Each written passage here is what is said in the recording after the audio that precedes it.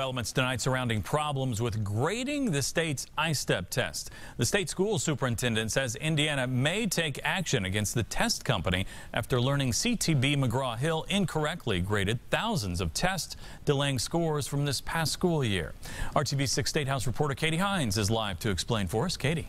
Todd, we asked Superintendent of Public Instruction Glenda Ritz if the state will take action against the company responsible for administering and grading the ISTEP Plus exam. She says the Department of Education is reviewing its contract with CTB and looking at options.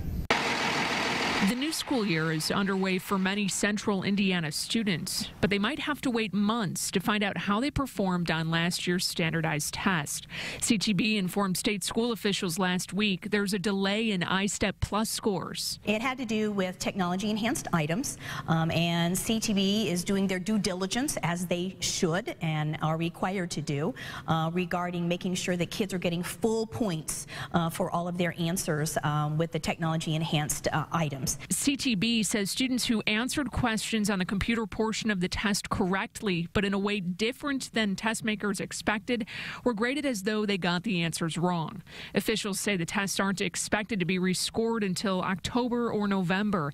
That means A through F accountability grades for schools might not be available until early next year.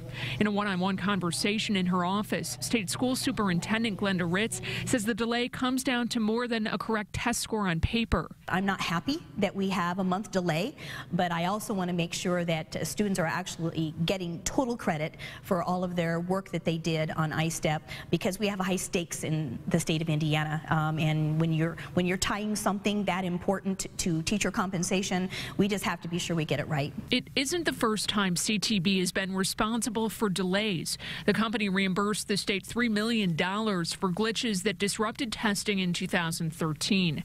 The state's four-year, $95 million contract with CTB ends once all parts of administration, including the delivery of scores, are finished. But Ritz confirms the Department of Education is exploring possible action against the company. A few days after learning of the delay, Ritz announced that she would seek re-election as the state superintendent of public instruction instead of seeking the governor's office. She explains her decision to us coming up tonight at 6. Reporting live, Katie Hines, RTV 6.